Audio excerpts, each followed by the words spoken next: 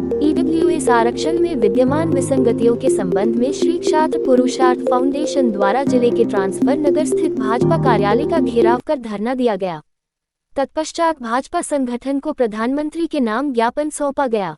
जिला टीम के भंवर सिंह साधना ने बताया कि भाजपा सरकार द्वारा आर्थिक रूप से पिछड़े अनारक्षित वर्गों को आरक्षण दिया गया था, लेकिन अन्य विसंगतियों के कारण आर्थिक पिछड़ों को इसका पूरा लाभ नहीं मिल पा रहा है। जिस तरह राजस्थान, गुजरात सहित अन्य राज्यों ने राज्य की परिस्थितियों के अनुसार संपत्ति की शर्तों को हटाकर मात्र 8 लाख वार्षिक आय को ही मापदंड माना है, उसी तरह केंद्र सरकार द्वारा भी सरलीकरण किया जाए।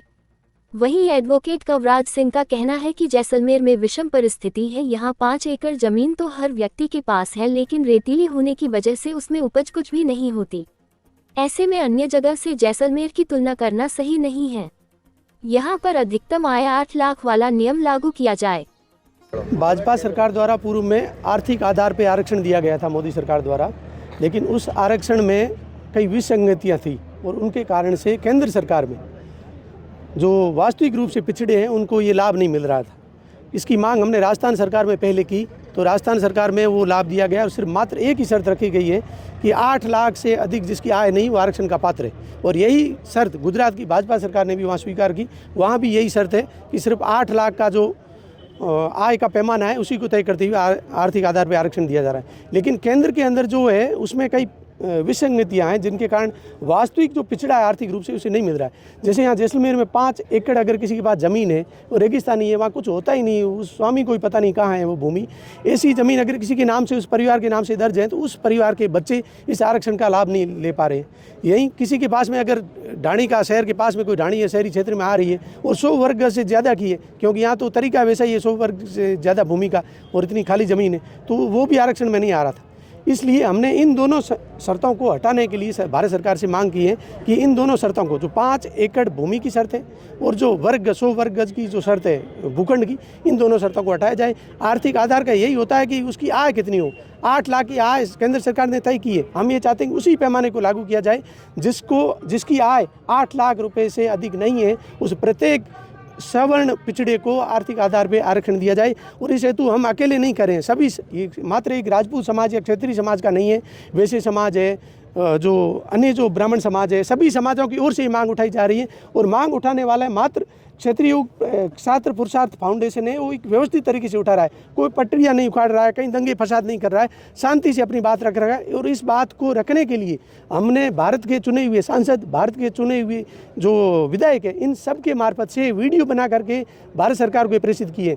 भारत के मंत्रियों ने यहाँ तक कि हमारी इस बात को मानते हुए उन्होंने वीडियो जारी की है। तो हमारा समर्थन सब जगह मिल रहा है, लेकिन इस समर्थन की बात को लगातार उठाए रखने के लिए, सरकार को बताने के लिए हमारे जो सभी लोग हैं सभी जिला मुख्यालयों पर, भाजपा के कार्यालयों के सामने, क्योंकि वर्तमान में भाजपा की सत्ता है, भाजपा की सरकार है और उन्होंने आरक्षण लागू किया, तो उनको ये हमारा निवेदन है कि इस शर्त को चुनाव से पहले हटा दिया जाए और मात्र एक ही शर्त रखी जाए जो राजस्थान और गुजरात सरकार ने रखी है कि 8 लाख से अधिक जिसकी आय नहीं, उन सभी को आर्थिक पिछड़ा माना जाए और उन्हीं को आरक्षण का लाभ दिया जाए।